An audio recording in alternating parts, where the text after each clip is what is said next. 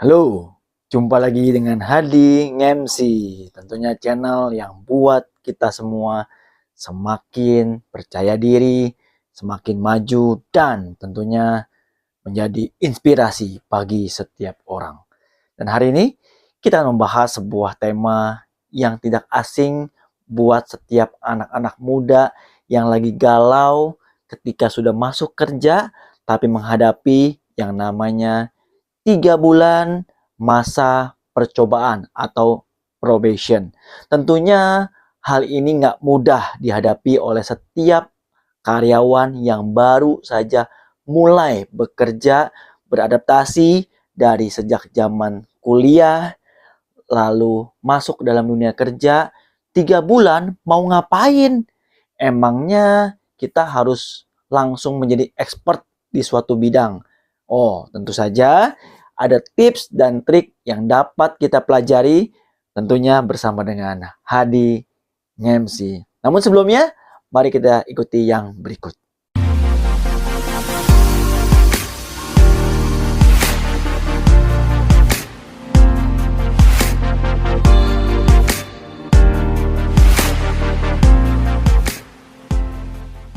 Kembali bersama dengan Hadi MC di sini, dan tentunya kita akan membahas topik yang sangat hangat di dunia seorang karyawan yang baru masuk ke dalam dunia kerja. Apalagi kalau yang dihadapi adalah sebuah bidang yang berbeda dari apa yang mungkin menjadi konsentrasi ketika dia kuliah dulu. Sebagai contoh, seorang akuntan yang sudah belajar ilmu ekonomi dan dia masuk ke dalam dunia marketing, dalam dunia penjualan, dalam dunia yang mungkin sangat berbeda dari apa yang dia pelajari. Tapi karena mungkin minat atau mungkin melamar pekerjaan dan ini yang pertama kali direspon oleh perusahaan dan akhirnya kita ya udahlah kita terima aja. Listeners, hari ini kita belajar untuk menyingkapi apa saja yang mesti kita lakukan selama 3 bulan masa probation. Masa probation biasanya berbeda-beda, tapi yang paling umum adalah 3 bulan. Setelah 3 bulan, kita tentukan apakah kita bisa lanjut atau kita tidak lanjut. Nah, hari ini seperti biasa, bersama dengan Hadi MC, kita akan belajar masa-masa probation dengan sebuah akronim, probation. Probation itu sendiri saya bagi menjadi 3 bagian yang kita akan bahas pada hari ini. Dan bagian yang pertama, pro.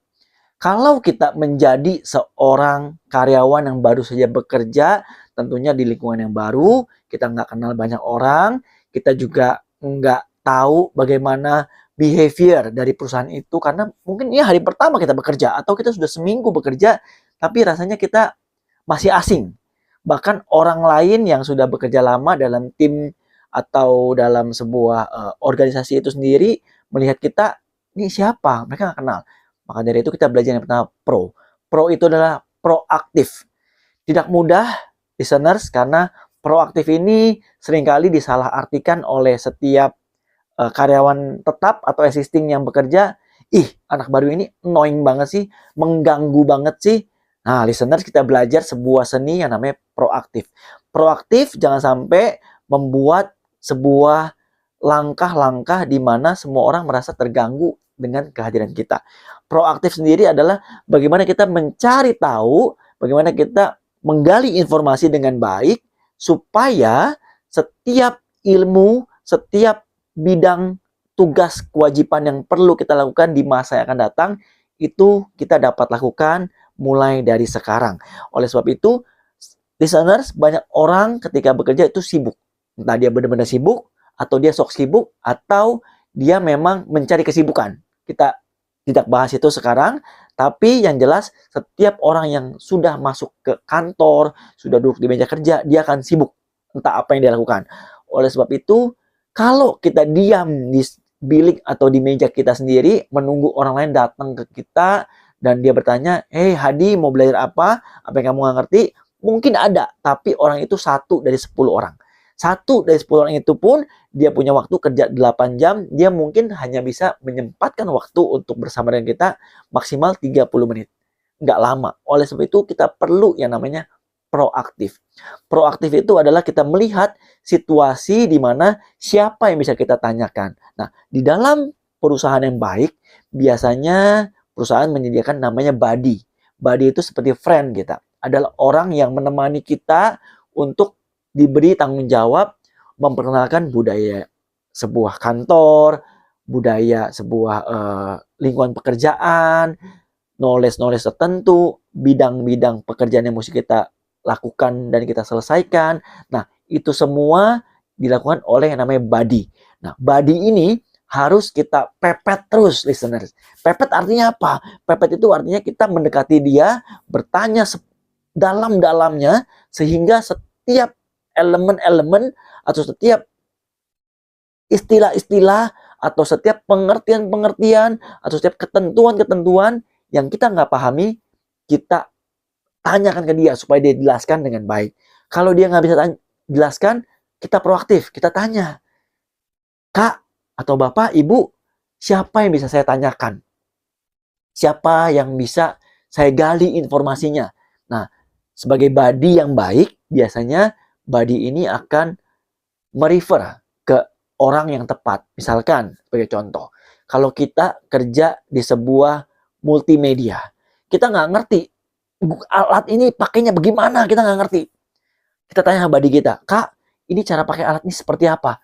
Karena buddy kita punya keterbatasan, buddy kita juga punya lingkup pekerjaan, dia nggak tahu juga caranya. Tapi kita bisa tanyakan ke dia dengan cara proaktif. Kak, kalau mau tahu cara pakai alat ini, saya bisa tanya ke siapa ya, Kak? Nah, biasanya buddy ini akan merefer, oh, coba tanyakan ke Bapak Bayu. Nah, kita cari Bapak Bayu, kita lihat, di sela-sela kesibukan dia, kita tanyakan, Pak, boleh saya ganggu sebentar? Kalau dia welcome, kita masuk. Kalau dia nggak welcome, kira-kira waktunya bisa nggak ya Pak? Nanti jam 3 sore saya datang lagi ke sini. Nah, seperti itu. Jadi kita mesti proaktif. Dengan proaktif ini, maka atasan kita akan melihat, anak yang baru ini kok nggak cuma diam, nggak cuma duduk di meja baca ketentuan, walaupun itu baik. Itu perlu kita baca, tapi kita menggali lebih baik, lebih banyak lagi, dan kita dapat sebuah ilmu atau sebuah experience yang baru dengan kita bekerja dengan baik. Itu pro-nya dari probation. Bastion-nya. B-nya. Be yourself. Listeners, kadang-kadang dalam waktu 3 bulan, atasan itu bisa melihat, kira-kira Hadi ini orang yang seperti apa? Kira-kira Hadi ini orangnya baik atau buruk? Hadi ini rajin beneran atau pura-pura rajin atau sedang berakting menjadi orang rajin? Karena selama 3 bulan kita diamati. Ingat listeners, perusahaan meninvestasikan sebuah manusia di dalam tim atau pekerjaan, investasi itu tidak murah.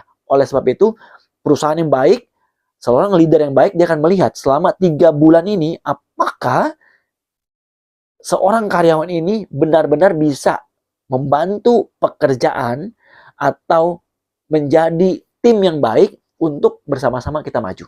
Kalau 3 bulan ini dilihat nggak baik, dia silakan keluar dan mencari pekerjaan lain. Oleh sebab itu, be yourself. Kita perlu menjadi apa adanya kita.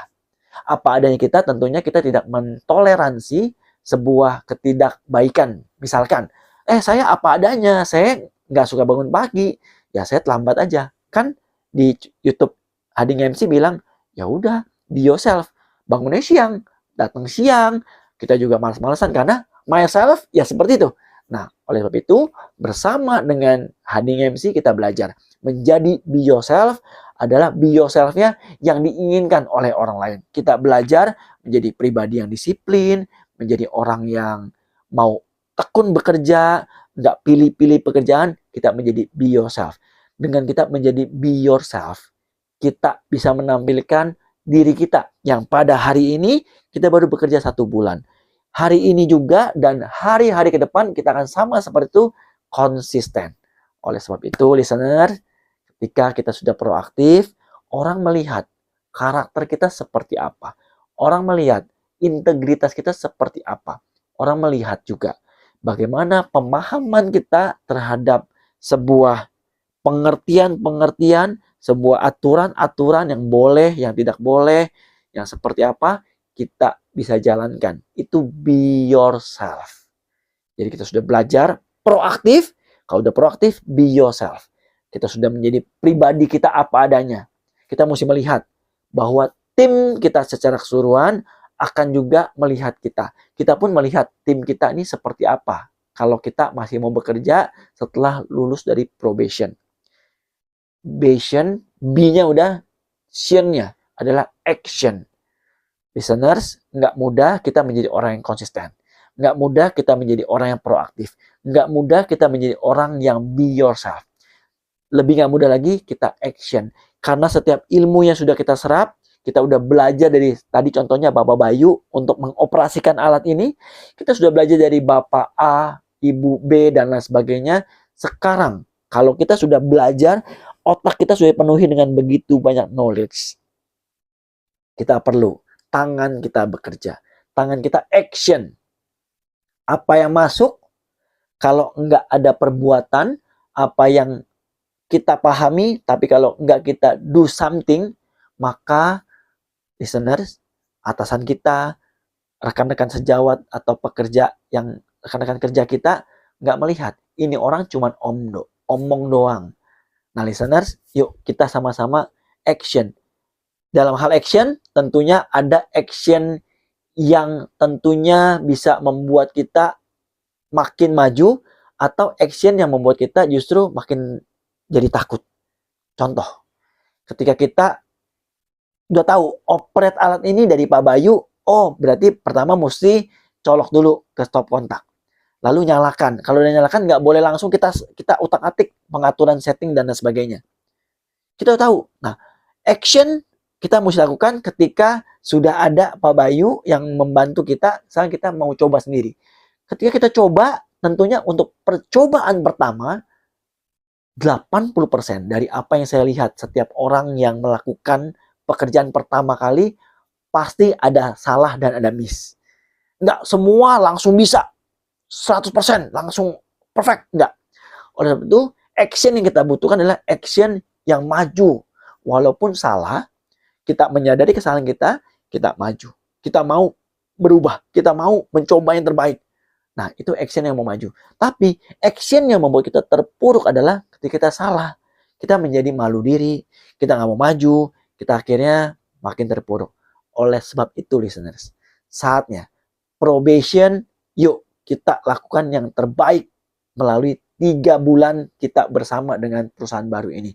Listeners, 3 bulan ini ada tips tertentu setelah kita tahu proaktif, be yourself, dan action selama 3 bulan. Listeners, boleh dicatat, boleh juga di komen nanti. Selama 3 bulan ini kita mesti, yang bulan pertama kita mengenal secara keseluruhan behavior, lingkungan pekerjaan, jenis pekerjaan. Bulan kedua kita mulai menentukan kira-kira kita cocok gak kerja di bidang yang sudah kita jalani selama sebulan. Kalau kita nggak cocok, kita mulai berpikir. Karena kalau kita nggak cocok, jangan sampai kita menyesal ketika kita lolos probation dan akhirnya kita sulit untuk keluar dari perusahaan itu, atau kita sulit untuk mencari pekerjaan lain. Begitu juga listener, perusahaan. Ketika masuk bulan pertama, dia melihat kita secara utuh. Si Hadi ini seperti apa? Hadi ini orang yang baik, cocok atau enggak di jenis pekerjaan ini. Di bulan kedua, dia sudah bisa menentukan kurang lebih, oh orang ini bisa lanjut, orang ini enggak bisa lanjut. Oleh itu bulan kedua ini menjadi penentu kita, yang menentukan, perusahaan pun menentukan. Di bulan ketiga, tinggal kita menuai hasil. Oleh sebab itu, selama 3 bulan ini, kalau memang ada jenis-jenis pekerjaan yang diberikan pada kita, listeners, ingat, kita tanyakan ke buddy kita tanyakan ke leader kita, tanyakan ke rekan-rekan kita, kira-kira dari 3 bulan ini, apa ekspektasi mereka, apa target yang mesti saya raih. Nah, dari sana, leader akan melihat, wow, orang ini tahu bagaimana berproses, orangnya tahu apa itu hasil. Contoh, dalam bulan pertama, kita tanyakan apa harapan perusahaan terhadap saya. Harapan masih banyak, kita bisa ada ruang untuk diskusi, ruang sedikit negosiasi. Di mana misalkan perusahaan bilang gini, Hadi, selama bulan pertama kamu mesti mengenal semua aturan-aturan yang ada di perusahaan ini. Pas kita lihat, sepertinya sangat tebal dan nggak mungkin dalam sebulan. Kita boleh tanyakan, kita gali lebih lanjut, seperti apa yang perlu saya pelajari dan saya perlu presentasikan atau saya perlu pertanggungjawabkan ketika bulan pertama. Oh, kamu hanya perlu tahu outline-outline-nya saja. Yuk, kalau emang kita bilang kita mampu dan kita melihat memang itu sebuah standar perusahaan itu ketika ada anak baru, gas, lanjutkan. Contoh bulan kedua. Bulan kedua, Hadi harus bisa mengoperasikan sebuah alat ini. Nah, ketika kita bisa operasikan, berarti kita mesti tahu, nggak cuma alat ini doang, tapi risikonya. Kalau alat ini rusak, kita mesti bisa beli di mana. Ketika alat ini mungkin nggak bisa dioperasikan, gimana kita cara mereparasinya? Atau apa saja yang menjadi risiko-risiko atau apa saja yang bisa terjadi kalau alat ini rusak. Misalkan kalau lagi mati lampu, terus nyala, kita langsung colok, nggak boleh. Gitu ya. Kita sudah melihat elemen-elemen tertentu yang nggak boleh kita lakukan dan apa yang boleh kita lakukan. Nah, seperti itu, listeners. Jadi, mudah-mudahan selama 3 bulan kita bekerja, kita bisa memberi yang terbaik. Banyak sekali rekan-rekan dari pergaulan saya suka bertanya, Koh atau Pak atau Di, bagaimana cara saya lolos selama 3 bulan? Saya menjelaskan hal ini dan saya rasa hal ini saya perlu sharekan di YouTube Hadi MC supaya setiap masyarakat, setiap listeners yang juga menonton akan channel Hadi MC ini mendapat berkat. Nggak cuma itu, kita juga boleh informasi mungkin ke saudara kita, anak kita, atau orang-orang terdekat kita ketika mereka mencari kerja. Ingat listeners, mencari kerja itu sulit pada masa-masa sekarang. Ketika kita sudah dapat pekerjaan itu, lebih sulit lagi mempertahankannya. Oleh sebab itu listeners, yuk sama-sama kita maju, kita mau memberi yang terbaik, bukan hanya untuk perusahaan, tapi kita memberi terbaik untuk Sang Pencipta kita, keluarga kita, dan tentunya untuk diri kita sendiri. Oke, listeners, kalau listeners suka video ini, boleh di-share, boleh di-like, komen juga boleh, dan jangan lupa di-subscribe. Salam inspirasi, kita terus belajar bersama dengan Hadi MC.